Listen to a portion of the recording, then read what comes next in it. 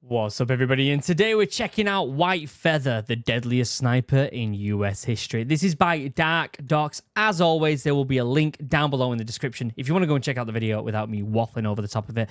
We did a video on White Feather a long time ago. It was like an animated one, and it was very brief, so there wasn't much said in it. And so it's been a long time, and I want to learn more about it. Also, the sniper video that came out yesterday, the history of the sniper, it spoke about White Feather briefly, the guy that shot him, and it went through the scope into his eye. And so I wanted to learn more about him. I watched that video and was like, you know what, we could do with learning a bit more about this guy. And so I figured I'd look, and DREADNOUGH has one, DREADNOUGH, and their videos are absolutely phenomenal. I absolutely love them. So we're gonna watch it, we're gonna have some fun, we're gonna learn about it. Don't forget to like, comment, subscribe. We are so close to 500,000, guys. It's gonna be a party. It's gonna be great. Be there. What else? Oh, for the first time ever, I've decided, I've never done, I've never really let people know what equipment I use, like my mic and my headphones and my camera and the audio gear and the monitors and everything. And people always message me, oh, what are them headphones? What's that mic? I've got affiliate links now to Amazon down below. Obviously, I get a little bit of a commission off them. If you click that and buy something, it helps support the channel, which would be incredible if you could do that.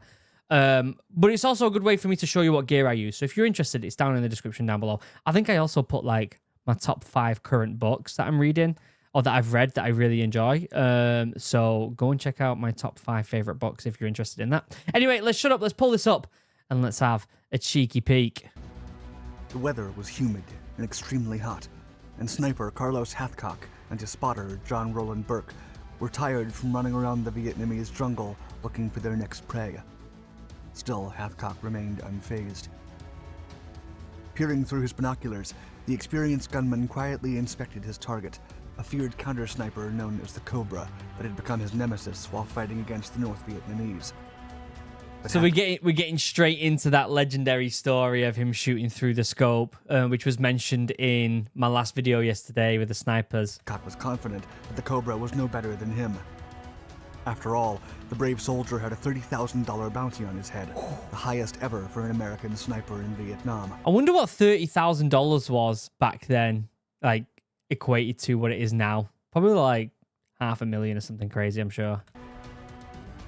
After failing the first attempt, Cobra and Hathcock ran deep into the jungle in a cat-and-mouse game until the two men were within sight of each other. They then aimed their rifles at each other, and what happened next only cemented the so-called White Feather sniper as a Marine Corps legend. Yes. Oh, they're not going to talk about it just yet. Okay. DREADNOUGH. The White Feather. Which, if you're not already, go and subscribe to their stuff. Down in the description, first line of the description. Go and check them out because their documentaries are phenomenal. Carlos Hathcock took part in 2 Vietnam tours. The 5'10", 120-pound sniper never willingly took a day off, and he volunteered for so many dangerous missions that at one point, his commanding officer had no choice but to restrict him to his quarters. Hathcock mainly... That wasn't an issue I had. I was always away. Oh, it's the weekend. See ya. used the standard Winchester Model 70 .30-06 caliber rifle with an 8-power Unertl scope, and on some occasions he also used an M2 Browning machine gun. It was with his Winchester rifle that he set the record for the longest confirmed sniper dispatch at 2,500 yards, Ooh. a record that remained unbroken for 35 years. Damn, that's impressive. As the sniper's notoriety grew among the Viet Cong and the North Vietnamese army, the enemy started to refer to him as Du Kish Long Trang, or the White Feather Sniper. Okay. The nickname referenced the white feather that Hathcock used to carry on a white band in his bush hat. The feared... Surely that's a bad idea, though, because people would start to know who you are. Do you know what I mean? If you put a white feather in your head. I think that's a bad idea, guys. Don't do that. Sniper took so many lives that he soon had a bounty on his head. While rewards put on American snipers by the People's Army of Vietnam typically ranged from $8,000 to $2,000, Hathcock's head was worth $30,000. On one occasion, after an enemy sniper platoon was sent to hunt down the white feather, many Marines in the same area decided to wear the distinctive white feather on their hats, thus deceiving the North Vietnamese and further complicating the counter-sniper's job. That's a good idea. Use it to your advantage. While holding the record for the highest bounty, Hathcock shot and annihilated every marksman that tried to get him. That, just think about that for a second. It's absolutely mental, that, for a story, isn't it? Whew. I'm pretty sure there's a book wrote about him. Carlos Norman Hathcock II taught himself to shoot and hunt from an early age, mainly out of necessity to help feed his family. Throughout his childhood and early adolescence, Hathcock and his dog would venture deep into the Arkansas wilderness, where he pretended to be a soldier and hunted imaginary Japanese soldiers using a .22 caliber J.C. Higgins single-shot rifle that his father brought back from his service in World War II. I mean, it was obviously ingrained in him at a very, very early age, wasn't it? Something that, you know, a lot of people aren't susceptible to these days, are they? Having it that early on. Some people are, especially in America, but not anywhere. There's no one probably in the UK that is susceptible to it that environment that early on, you know. Most people in these days don't even go outside. Never mind go hunting for their own food. Barely anyone goes outside anymore. I'm not going to get on that rant. Get outside if you haven't already today. Go and breathe some fresh air. Look at some trees. It'll do you some good. Growing up, Hathcock sound like a right dreamed of becoming boomer. a United States Marine, and he achieved it in 1959 when he enlisted in the service at 17 years old. Nice. By 1965, the young Marine had won several shooting championships and prizes, such as the Wimbledon Cup, the most prestigious award for long-range shooting. That's cool.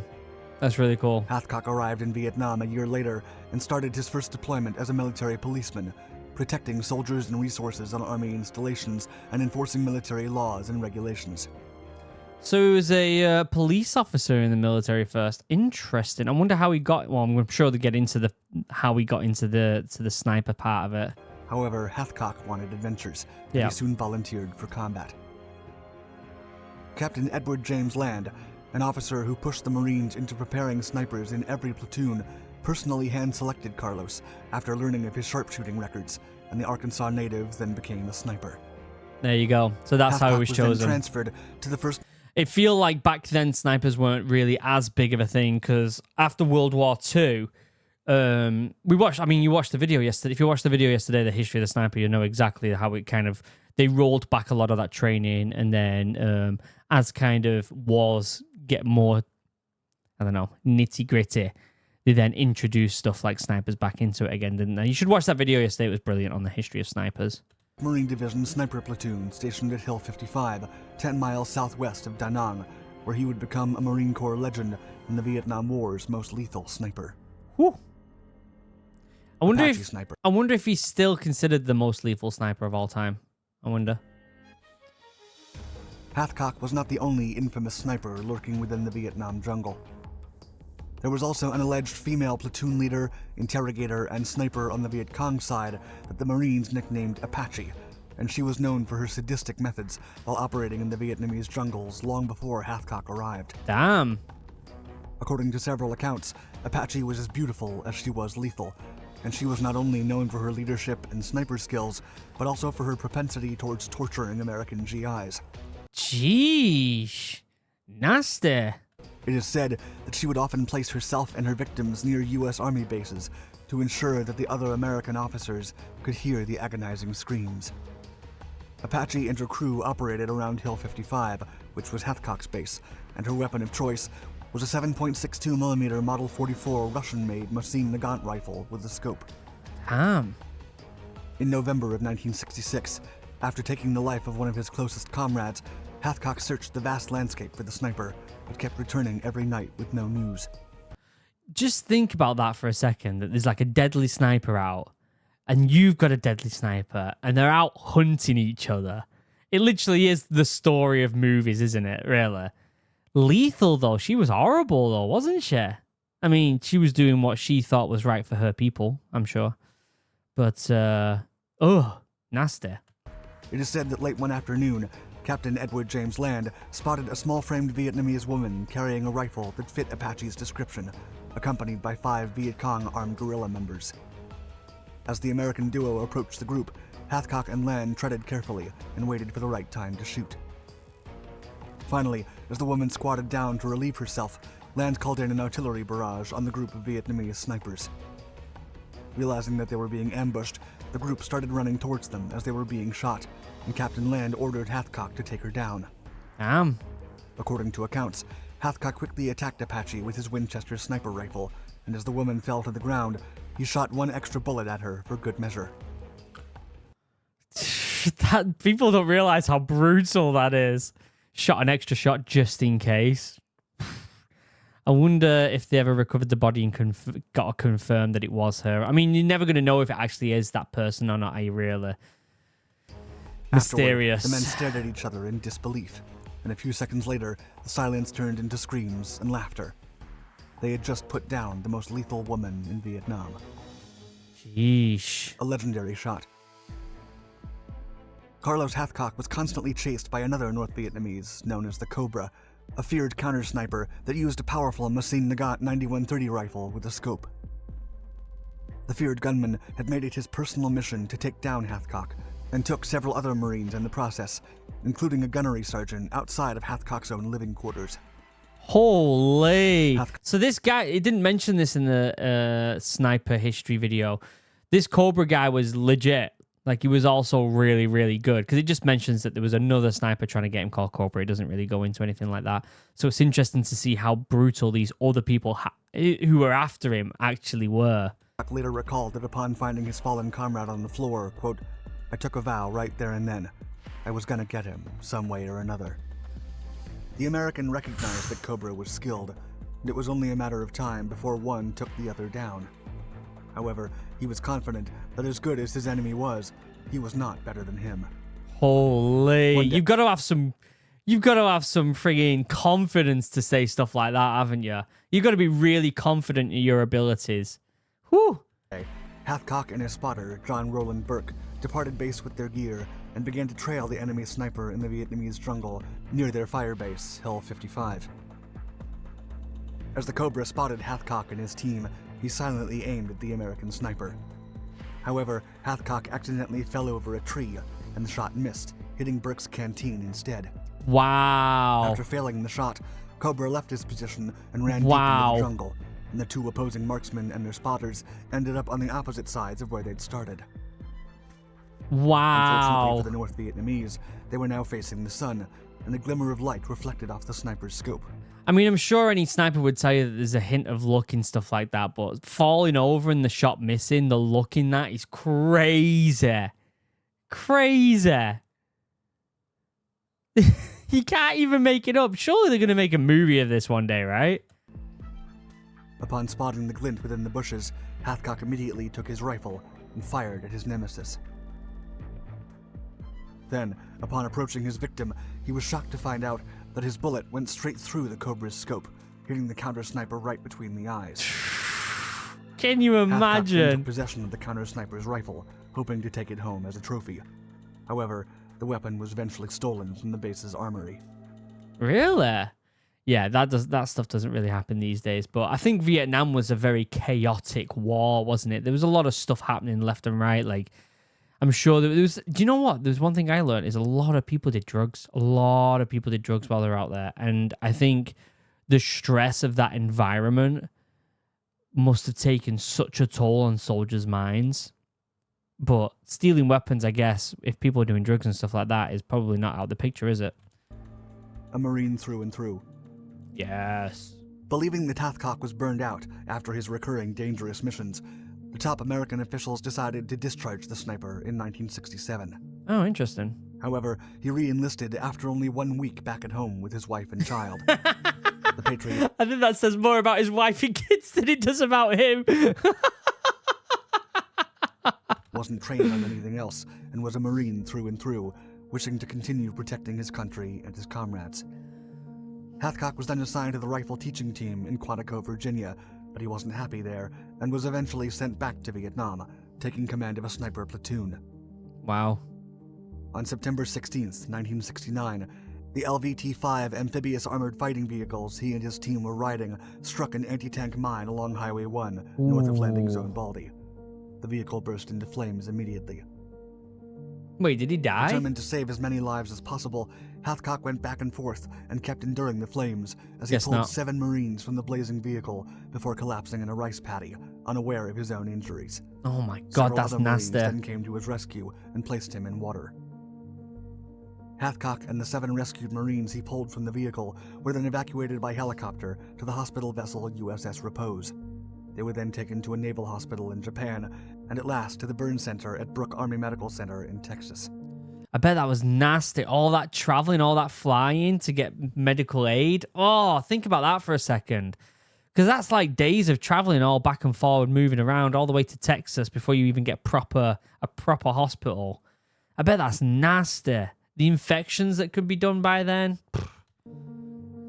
The incident left him with burns on 43% of his body, some of which were 3rd degree, thus ending his career as a sniper. While in recovery, Hathcock received the Purple Heart, followed by a Silver Star for his brave performance in the amphibious tractor incident. Wow. The Marines tried to retire him once again that same year, but they had no luck. Desperate to not get home to his wife and kids. Quantico. The still young 27-year-old desperately wanted to fight. Oh my God, he did all that before he was 27? Oh my God.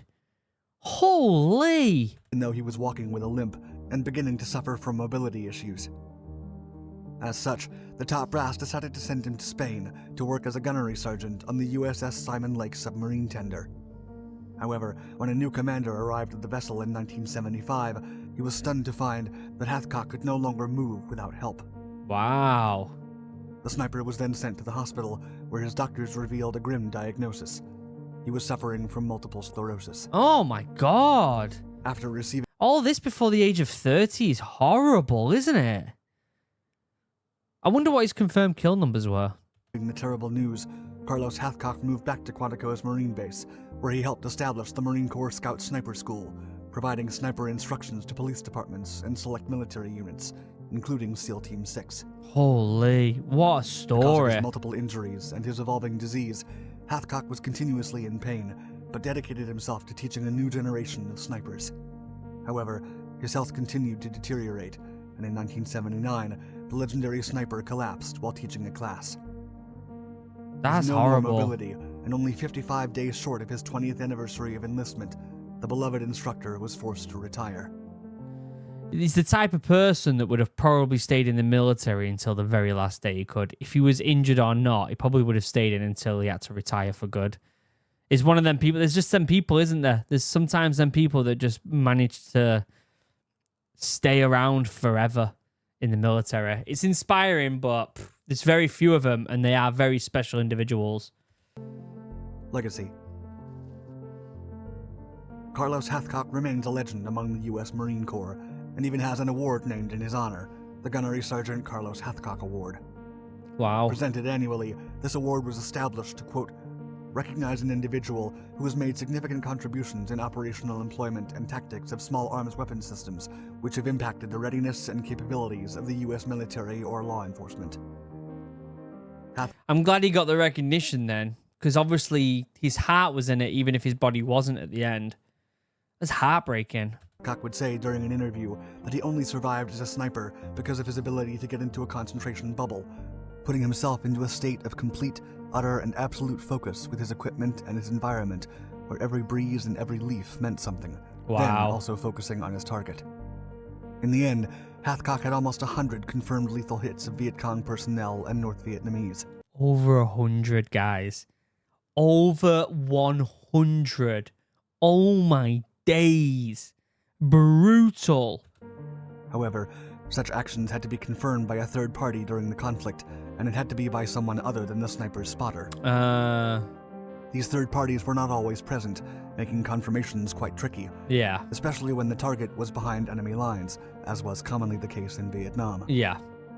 Yeah. Hathcock estimated that the actual amount varied between 300 and 400 enemy personnel during the war.